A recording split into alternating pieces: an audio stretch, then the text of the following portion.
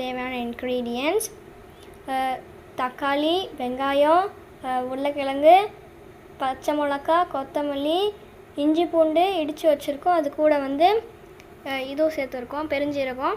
அப்புறம் இது வந்து மசூர் தால், கொஞ்சம் ஒரு கைப்பிடி அளவு கடலப்பருப்பு இதில் சேர்த்துருக்கோம். பெப்பர் பற்ற வச்சுட்டு கொஞ்சமாக எண்ணெய் ஊற்றிக்கலாம். இப்போ வெங்காயம் போட்டுக்கலாம். பச்சை மிளகாவும் சேர்த்து போட்டுக்கலாம். இப்போ நல்லா கிண்டி விட்டுக்கலாம்.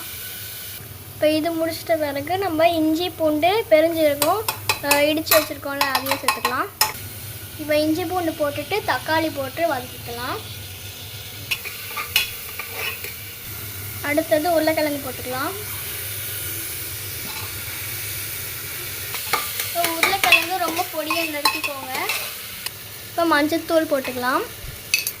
எங்கள் அம்மா எப்பயுமே கல்லுப்பு தான் போடுவாங்க, அதனால் கல்லுப்பு சேர்த்துக்கலாம். அப்படியே இந்த பருப்பையும் சேர்த்துக்கலாம். இப்போ தேவையான அளவு தண்ணி சேர்த்துக்கலாம். இப்போ குக்கரை மூடி வச்சு ஒரு 3 விசில் விட்டுக்கோங்க. ஒரு டீஸ்பூன் நெய்யும் ஓமமும் போட்டிருக்காங்க ஃப்ரெண்ட்ஸ். எதுக்குன்னா இந்த தால் வந்து வாயு இல்லையா, அதனால். இந்த பருப்பு நெய் கொஞ்சம் சுட்ட பிறகு அது ஸ்லோ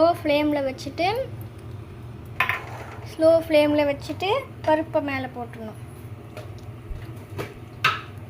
இப்போ இவ்வளோண்டு மிளகாத்தூள் போட்டுக்கலாம். அது கூட கரம் மசாலாவும் போட்டுக்கலாம். அதை அப்படியே எடுத்து தாலில் போட்டு 2 கிண்டிக்கலாம்.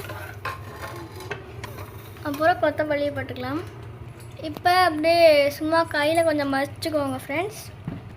இந்த உருளைக்கிழங்கும் அந்த தாலும் நல்லா மசாலா கூட ஒன்று சேர்ந்தா ஒரு வாசனை வரும் பாருங்கள் ஃப்ரெண்ட்ஸ்.